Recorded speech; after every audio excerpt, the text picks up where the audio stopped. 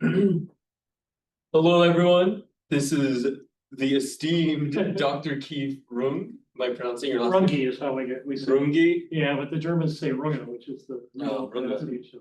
That makes sense. Yeah, He is a UF alumni here. He graduated in 1992? 93. 93. Yeah, I'm not that old. And he is currently the chief, or is it the just knowledge transfer director? Yeah, so that's the title. Yeah, at the University of Arizona. Right, at the New Frontiers of Sound Science and Technology. So cool. And he will be giving us a really cool presentation. Well, you'll decide that later. So what I'd like to do is tell you a little bit about what I'm doing now. And then I want to take you through how I got to where I am now. Okay, so I'm going to talk a little bit about my career. I think I'm the most superannuated guest that you've had in this series. That's to say oldest. So I'm going to structure this around some of the questions you might learn to ask yourself when you're in your 60s. So I know research is my passion. So now what? I'm currently at the New Frontiers of Sound Science and Technology Center at the University of Arizona. This is a group picture from our first stakeholder meeting, which was held in January of this year. Over here, you can see our director hiding, which he constantly does. That's Pierre Demier. He's been a longtime collaborator of mine. Pierre and I met in 2001. We have our center manager, Lynn Frazier, some guy over here, and my knowledge transfer teammate, Araceli Hernandez Granados. She is by title the knowledge transfer research scientist. However, I should note that we have our website and all our social media, including YouTube, LinkedIn, Instagram, Facebook, and X, formerly known as Twitter. You always have to say that, formerly known as Twitter. And that is our handle. And I just want to note that I have no idea what I just said. But Araceli has set all those things up. Please follow us. Please visit the website. The website is awesome. It just got renovated just 2 months ago. So please take a look at what we're doing. The New Frontiers of Sound Science and Technology Center has 9 partner universities. Those include UCLA, Caltech, University of Alaska Fairbanks, University of Colorado Boulder, Georgia Tech and Spelman College in Atlanta, Wayne State University in Detroit, and the City University of New York. As part of my job, I get to visit each campus every year. So now, some questions that you might ask yourself as you get into your 60s. How did I get here? This is usually asked when you enter a new room or arrive at the supermarket or something like that. So let's take a look at how I got here, and let's do it by the numbers. So in 1993, I graduated from the University of Florida. I was the first physics graduate student representative. What does that mean? So you know there's a graduate student council, right? That began in the 1990s, early 90s, late 80s. Can't tell you the exact date, but I remember I was there. Just don't remember what it was. So that was a new organization that was not like GAU, not like Graduate Assistants United, but rather was a student government type organization. Dylan can tell you more about it. He's been a member of the council. I also chaired the Constitution Committee. So the second Constitution, there was a first Constitution that really didn't mean anything. The second Constitution, I chaired the committee and essentially wrote much of that Constitution. So if something doesn't work, Dylan, you can blame me. You have gone through an interesting time because you had to go through COVID, right? 2020 was a lost year for everybody. I'll mention that we had challenges back in the 1990s. So I started in 85, finished in 93. I was driving past the 34th Street Mall this morning as I came in. And there's one plaque on that wall that's in black that notes all the victims of the Gainesville murders. That was 1990. So I was the graduate student representative when the Gainesville murders were going on.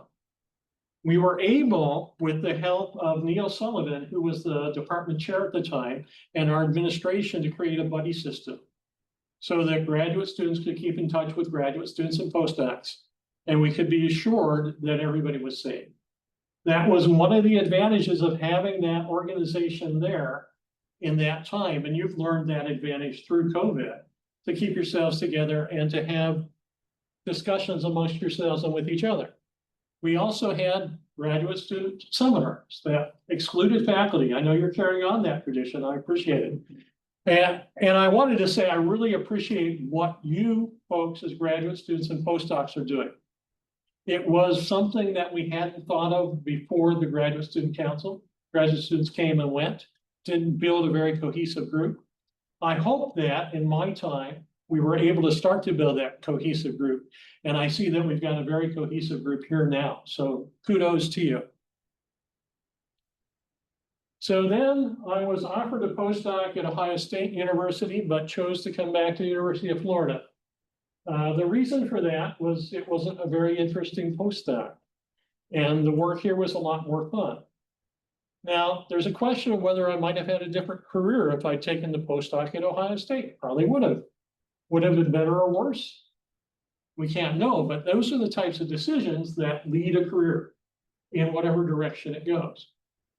At the same time that I was a postdoc here at UF with my former thesis advisor, David Micha, who I ran into in the hall. I was very happy to do that, by the way.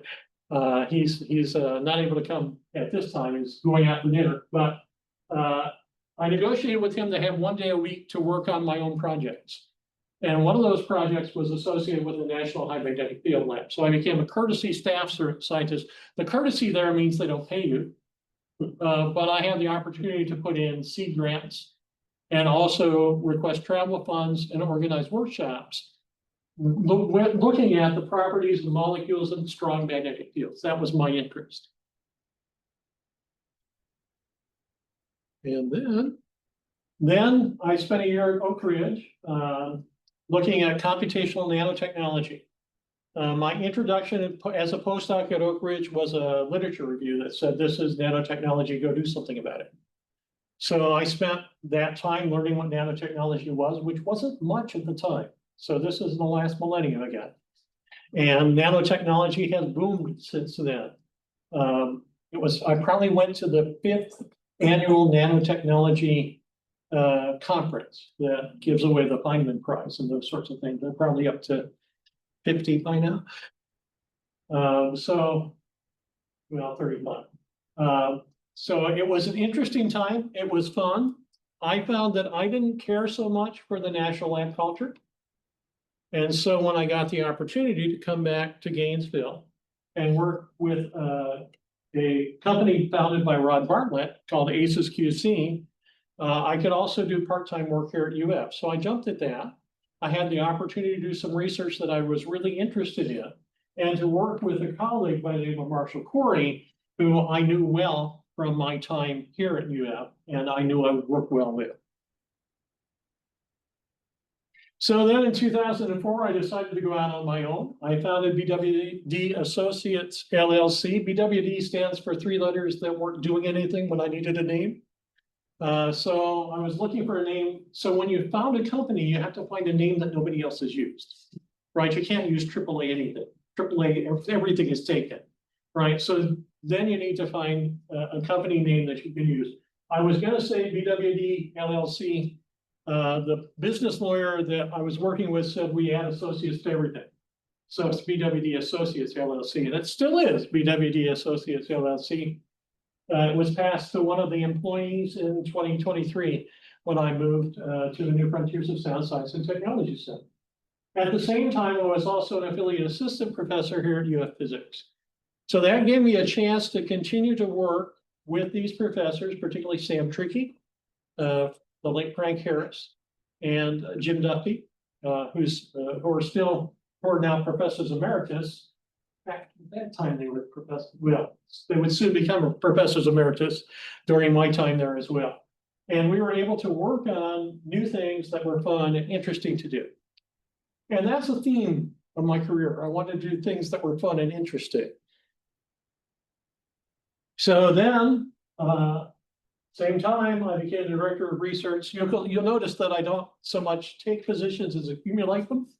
So I was also an affiliate assistant professor. I was the owner of BWD Associates, and I was the director of research for material science. Yeah, anytime. What did you do with the company? Like, what was it?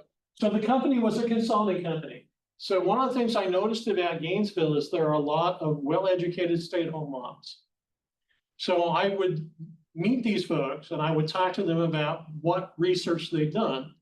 And then I would try to find fits with either industry or government grants with the work that they had done to make a computational model so that when they could put the kids to bed at night, they could get on the computer and do a few hours work and get compensated for it.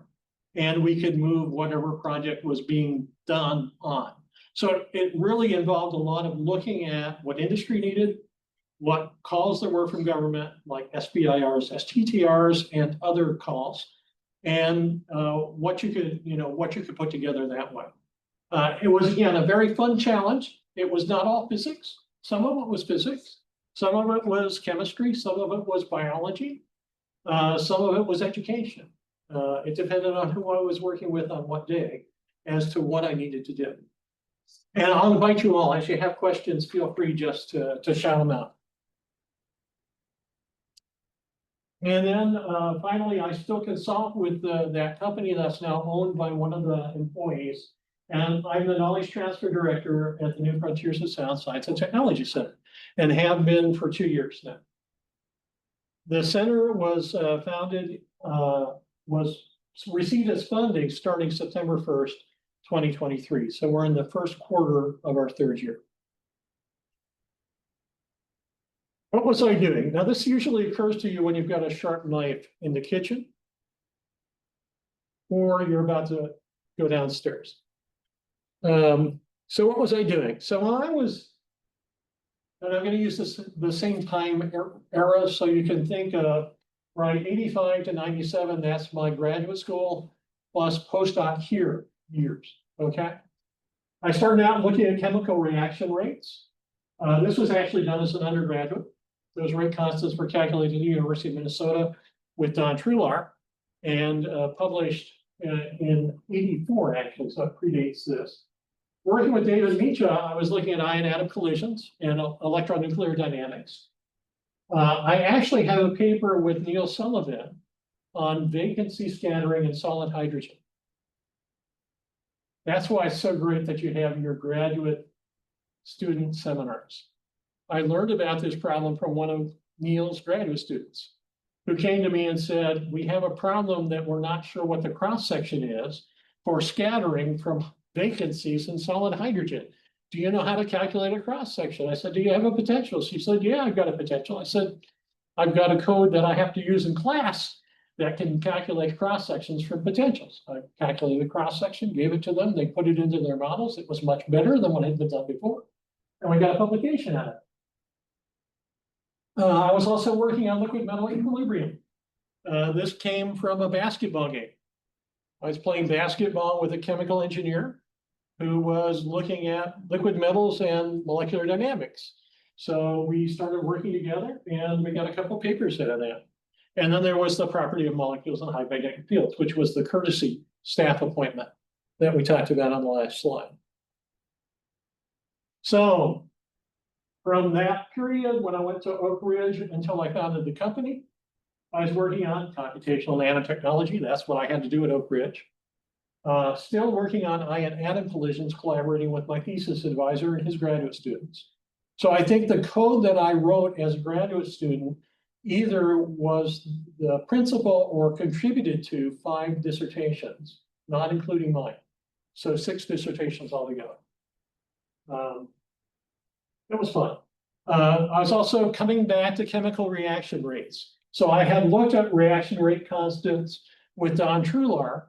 When I came back to work at ACES QC, that was the reason I came back, because I thought I had a better idea of how to calculate these rate constants than what I had seen at Minnesota. We then generated a new form of ways of calculating that rate constant, and it's much superior to what other folks are doing. It's called the semi-classical flux autocorrelation function, if you want to look it up at some point. I was doing a lot of work with molecular dynamics and potentials, and then also fracture dynamics. That was looking at fracture in silica from potentials and from multi-scale modeling. Right, so you break a piece of glass, you hold it far from where it actually breaks. So somehow it's going to take that energy and get it to where the fracture is going to occur. The fracture occurs at the atomic scales, right? Atomic bonds break when there's a fracture. So you need to be able to describe what's happening across multiple scales, from the atomic scale to the macro scale.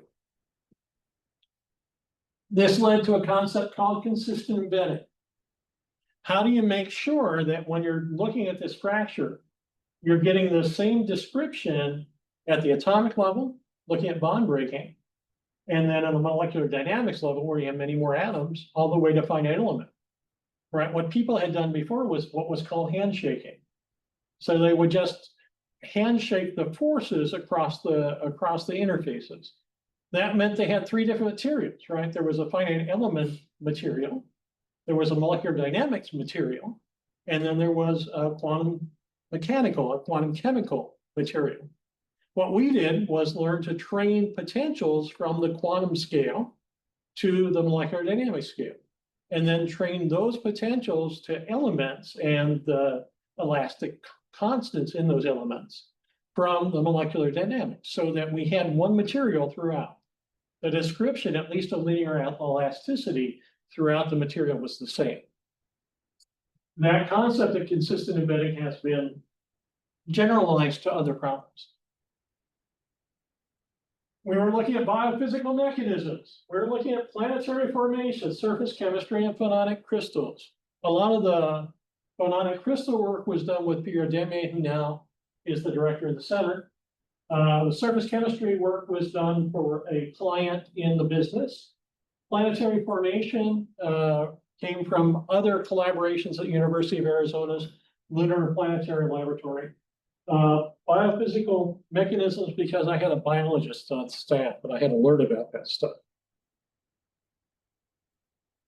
And then finally, once I start as the director of research at Arizona's Material Science and Engineering Department, I'm more interested now in vibrational systems. We're drawing quantum analogies. We're looking at topology, mixed interactions, thermal management, geometry phase sensing, and warm dense matter, which was still being done here in the group of Sam Tricking and Jim Duffy. If you've heard of the orbital free density functional theory group, that's the group that was working on warm dense matter. So I'm also keeping some ties here at UF while I'm developing those ties at University of Arizona.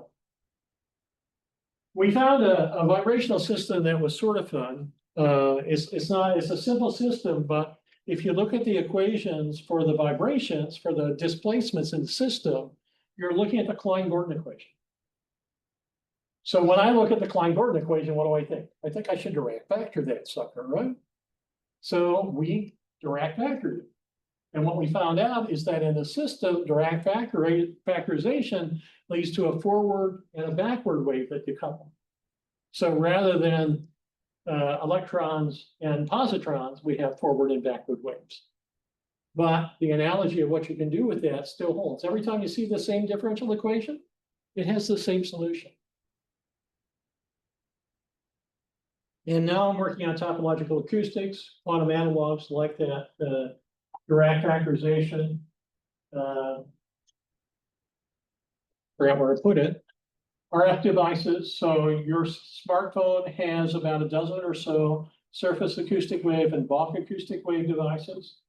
The entire role for them right now is to take radio frequency light and convert it to sound, which is 100,000 times more compact because of the difference in the speed. And so you can get a lot of sound in here, you can't get much light in. Why did I do that? So that comes up a lot. In many contexts, I won't single out one particular, but also this may be lessons learned or lessons I should have learned. So in my graduate career, in my first postdoc, choose wisely. Make choices that make sense for you. and know why you're making the choice, right? I may have made a bad decision at Ohio State.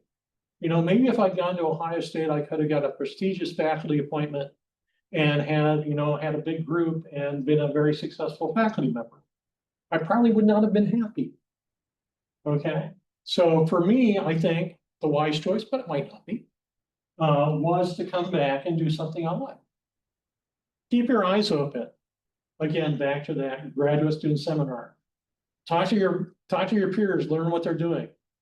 Share what problems you have. It's not a contest to impress the other person. The other person can actually help you. If you only give them an idea of what problems you're running into, they may already have the solution from some other area, okay? And stay curious. I think that's true always in life, but explore new areas. Look for things that you haven't understood before that might be interesting to look into. So after the postdoc and coming back to the company, change can be good. Just because, I mean, sometimes you're in a situation that's not as much fun as it might be. My rule is if you're not having fun, you should do something else. You know, there can be a lot of pressure. There can be a lot of challenge in what we do, right? We solve hard problems and we look for hard problems to solve. If the environment around you is not helping you, go somewhere else. It's a big world. You can do something else. You don't have to follow the track that everybody else has laid out. Work with friends. I came back to work with Marshall Corey. Marshall is a great guy. I knew that when I worked with Marshall, I would have the chance to have an interchange that would be helpful for both of us, and that neither one of us would be terribly upset by the things we said to each other, which sometimes weren't also nice. I mean, in the heat of thought, you can say things that are thoughtless. And having somebody that you know you can trust, you can work with, and is willing to answer questions that others might be offended by, I think is very useful. I found it very useful. And the reaction rate work that we did together, I think is standing the test of time. And do what you like. It's life's too short to do stuff that sucks. Founding a business, take the plunge. Give it a try. The worst thing that happens is the business fails and you got to do something else. Okay? Good business is about making good decisions. So people go into business and they think, I can do everything myself. I'm going to do all the bits of the business. I'm going to keep the books. I'm going to take care of the taxes. I'm going to do the incorporation of the business. I'm going to do payroll. I'm going to be in charge of everything in the business. I can faithfully say that I ran a business for 20 years and I have no idea how to run a business. The best way for me to run a business is to find somebody who knows how to run a business and say, run the business for me, I'm going to do research. So to do that, you need to find people that you trust and that are competent at what you need to have done. And I was fortunate to find that. If I were running the business myself, I doubt I would have made it to 2006. Okay, because that's not my expertise. Also realize your time is valuable, right? When I charge somebody for the time that I spend, an hour costs $150. When I buy the time of my bookkeeper, that same hour costs $30. So is it really worth that much of my time to do the books when I can pay for it at 20% of the cost of my time? And that's true even if you're not getting compensated for that time, because when you're not getting compensated for the time, you should be working on new ideas that you can be compensated for. So even if you say, well, I'm doing the books now because I got nothing else to do, that's probably a poor investment. It's a better investment to say, okay, I've got nothing else to do. I'm going to try and write a new white paper, a new idea, a new code, something new that I'm going to be able to sell later down the line. Yeah, your time's expensive. Others can help. Try everything. Don't think I'm not an expert in that. I've never heard of that. I don't know how to do it. Become an expert in it. Talk to people who know what they're doing, know where the challenges are for them, and see if you can address them and fix them. And finally, fail fast. That doesn't make a lot of sense, huh? So if it's not gonna work, find out a way to know something's not gonna work as quickly as you can, so you can move on. People hate to fail. People hate admitting that they failed. But if you spend more time on something that's not working, that's time that you can't spend finding something new that does work. So make very clear goals for yourself. And if you don't achieve that goal, don't say, I'm going to put it off till next week. Rather say, I'm going to try something else. That goes back to try everything.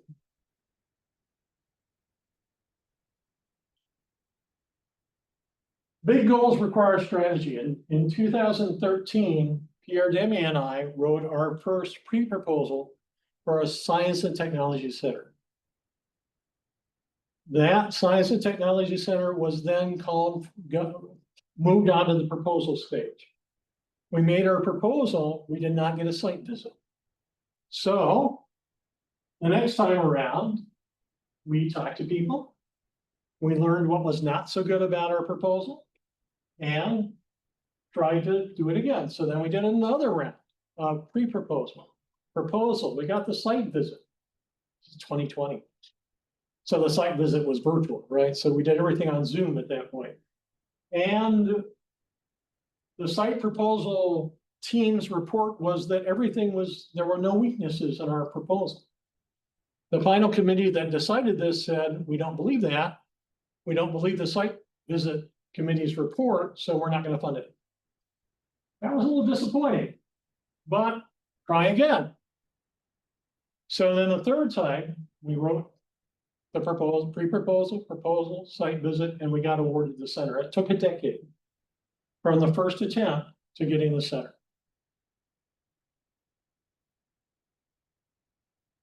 Once you get the center, ride the wave, enjoy the time, enjoy what you're doing. It's a great achievement to have gotten the center. It's an even greater achievement to be able to do the work that the center proposes to do. We've gone from 2 or 3 people in a corner talking about ideas to 100 people, many of whom are researchers, graduate students, postdocs, faculty, probably 20% staff, but 100 people all working toward the same goal. And those are the goals of the center. Now, how do you win a center? So I told you a little bit about this already. If at first you don't succeed, try again. It took us 3 shots. Write the book. So Pierre and I, once we finished the first proposal, realized we had a lot of material. And we could put that material into a book. Books are nice. You can put books in people's hands and they realize something's been done. You can put a bunch of citations in people's hands and they think that's a lot of citations. The book communicates that you've actually done something and that something has been validated enough that somebody was willing to publish a book about it. Okay, so if you're thinking strategically, writing the book is a really big thing. Okay. Host the conference. So the International Phononics Society meets every other year. In 2019, we hosted that conference at the University of Arizona. That gives you the chance to find out what everybody in the field is doing, but also to get yourself in front of those people. Because realize those people are the people who are going to be reviewers of your proposal. This is the way to work the referees. Okay? Ask for help. Talk to the NSF program manager or whatever organization's program manager or technical point of contact you're working with. Listen to what they're saying. And also, if you have institutional support, get people who are in your institution or outside your institution that have experience with the program that you're working on to look at your proposal and tell you why it sucks, okay? And to help you make it better. You can do this at every level too. I mean, if you're writing a proposal today, take it to your thesis advisor, take it to other people in the university, but also outside the university. Put it in front of them and say, you know, am I communicating what I want to communicate? listen and respond. So hear what they're saying and do something about it. And so that's my career portion. Are there any questions about what in the world I was doing? So you said that you ended up not liking the national lab culture as much as other things you had done. Why? Like, what's the difference, or what was your experience? So I felt that the national lab culture, for my taste, was a little bit slow. It was hard to get people to engage in doing things. Now, that may be because I'm a hyper person and that I expect things to be done yesterday. But the pace of the research struck me as slow, snail-like in some sense. Also, there wasn't as much collegiality as I would have liked. So trying to find somebody to talk to, I had one good friend from my year at the National Lab. That's a pretty low number for me. Okay, there was just one person with whom I could dialogue and hear his experiments. So it's great to hear about experiments, and I could think about what I would do to model those experiments. But it wasn't like University of Florida, where I could go up and down this row and get hundreds of opinions about anything I said in quantum theory project. And I think that's probably true in your areas as well. So that's what I found at the national labs. Now, other people have different experiences because there still are people at the national labs. Okay. Yeah. So you were talking about writing white papers earlier. I'm really curious, what kind of products were you making in your company? So all our products were computational codes. Mhm. Fortran, in fact.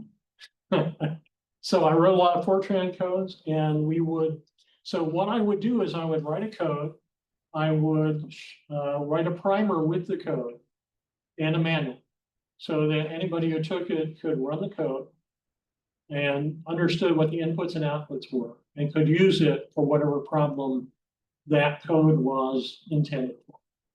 Could you give me an example of what one of these codes would, like their primary function would be? So I talked about the reaction rate constant theory. That was a code called the semi-classical flux autocorrelation function code. Mhm. We nicknamed it SAM. And what that did was it took quantum chemical information and generated the flux autocorrelation function. From the autocorrelation function, you can calculate the temperature dependent reaction rate for a gas phase reaction.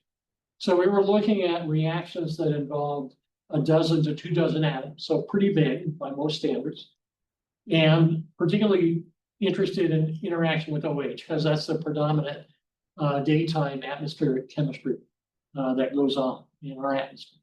Mhm. And this was a group that was interested in pesticides. So we were applying it to pesticides, but it was general. Could apply it to methane or methanol if you're interested in leaks from gas facilities, or really anything that was of an appropriate size, say a dozen to 50. Interesting, thank you. Yeah, and so we wrote the code, I wrote a primer for how to use it and a manual for the code. And then that's what you sold, is all that together. Yeah. Anything else before I get into a picture album of the New Frontiers of Sound? Here again, we have the director here, Denier. This is Susan Beck. She's a geoscientist at the University of Arizona, and this is Bing Shu Lu. He's the postdoc.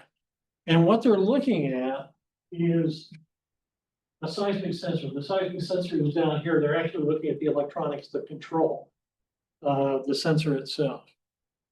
And this is a training. I didn't participate in the training because I had no intention of getting close to these things. That obviously didn't work out.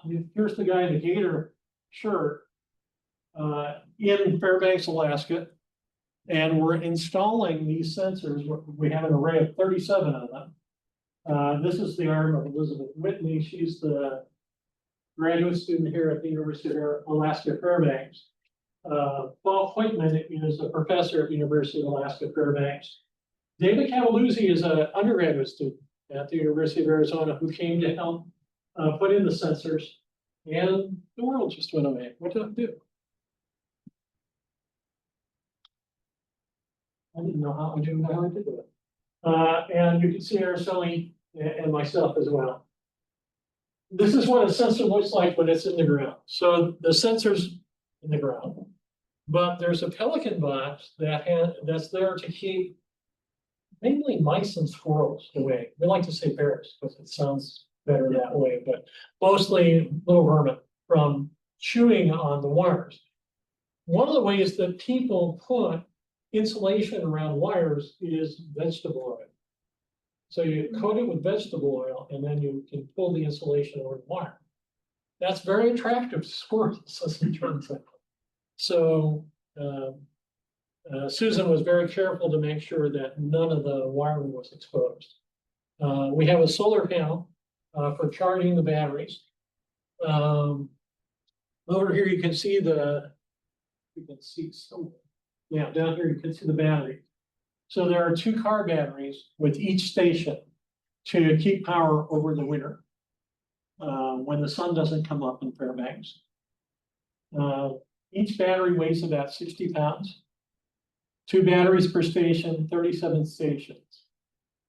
So 60, 70 pounds times 74. David had a very sore back when he went back to Tucson, lugging batteries out into the boreal forest. This is the boreal forest, right? So this is fairly rugged terrain. You can't really appreciate it from the photos here, but if someone is about 10 meters in front of you or behind you in this forest, you lose them. You can't see them anymore. We actually take whistles so that we, if we lose somebody or if a bear comes by, supposedly, the whistle's supposed to scare the bear away. I didn't test that. I'm not in favor of trying to do that, but I'll believe it for now. This was an Airbnb where we staged all the stuff. I don't think they expected their Airbnb to be used that way. So that was one of our adventures in Alaska. Oh, that's what's there. So here's a better look at the batteries. Here's the station. Here's the seismic sensor again in the ground. And here we're putting together the wiring to go to the solar panel. So this is what it looks like when you go to the site in the summer. This was July. Now take a look at what it looks like when you go to the site in December. Falk actually took his mush dogs, and Falk and Elizabeth, I think both went to check on the stations in the winter in Fairbanks. I did not volunteer to go log, but we actually had the mush dogs taking the sled out to look at the stations and ensure they were still in running order. So let me finish with our new building. This is the Grand Challenges Research Building on the campus of the University of Arizona. My office is right there. No, that was Lynn's office. So mine's over there. This one. And we're on the 6th floor. Please feel free to check out our website. You can email either me or Araceli with any questions about the center or anything else. And thanks so much for inviting me to share a bit about myself with you, and I hope it's been entertaining.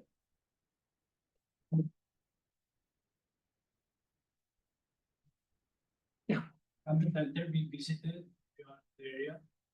Oh yeah, sure. Send me an email. We'll schedule a time that you can come by and see what's going on at the center. More than happy to have people come by. So when you were starting your consulting business, how did you find like customers? How did that start? Right. Okay, so customers come by word of mouth, right? So I had been working in a small business. There were people talking to me about other things that could be done, and I decided that it was time for me to go in on my own.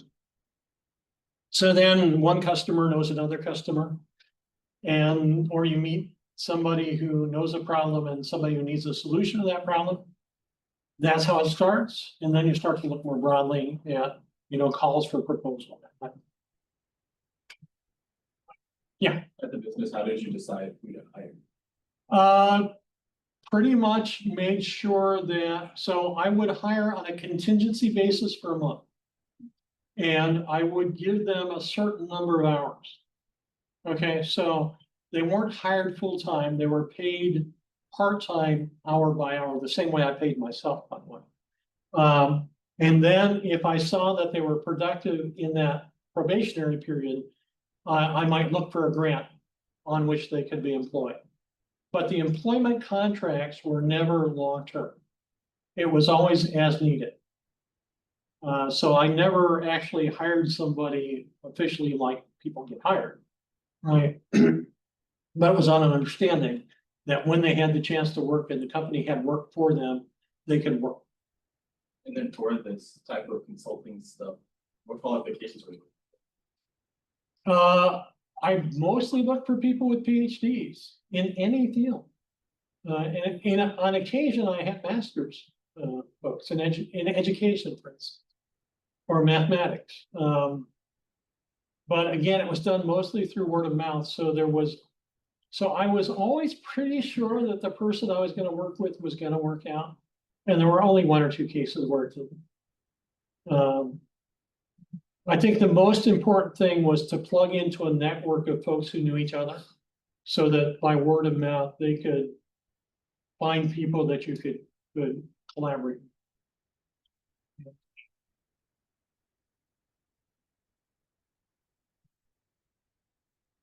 Do you have collaborations with people from UF right now? Currently, I don't have any collaborations at UF. I do have collaboration with the company engagement.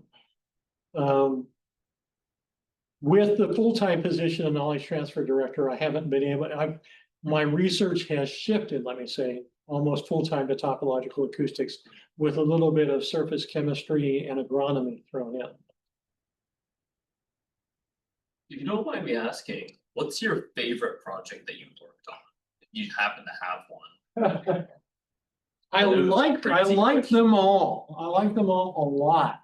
No researcher has a favorite project. Well, I mean, so that's the question about your favorite child, right? But I think in some sense, one that was most fun to work on is the one that I just showed you.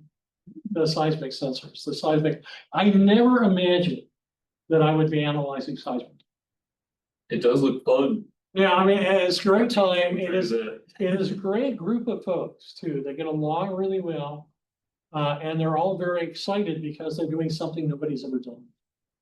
So if I had to pick one, and it's hard to pick one, but if I had to pick one, that would be the one I think is my favorite. All right, thank you. Yeah. Yeah. So I've seen like you have changed like a lot in topics that you have researched. Also, like, I don't know, thinking now about changing from topic to topic, it seems like you need to learn a lot of new things when you're changing topics. I don't know how So I think in terms of topics, it does look like I changed a lot. What I really did was accumulate a lot. So even when I was, when I was a graduate student studying ion atom collisions, doing solid hydrogen was not something I had in mind. But because it came along, I did it. Doing liquid metals, I had no idea that I was going to do liquid metals. Sometimes I keep them longer. Sometimes they don't last as long, and so you go back and do something else. I find that doing one thing at a time is very difficult because you drill down right to the meat of it, and if you have a problem, there are not a lot of ways to maneuver. But if I try to do multiple projects at the same time, I can multitask, but I can also learn from one project something that might help me. So it looks like switching, but it's really schizophrenia. So you said when you were doing your maybe your postdoc, you were able to negotiate like some amount of time to focus on projects that you want. And it seems that you are a very motivated person. Like you like to do what you like to do, Yeah. right? How did you manage that at first, right? When you had other things that like what your advisor wanted you to be working on, right?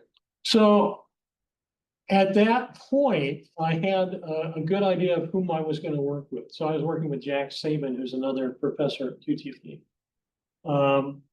And we just set aside Friday. And we said, rest of the week I'll work with you, David, and Friday I'll work on something else. So we did it by having very clear guidelines about what day was devoted to what. But I think that's a really good point, is that in those sorts of situations, you have to make clear where the boundaries are and what the rules are and what the consequences of violating.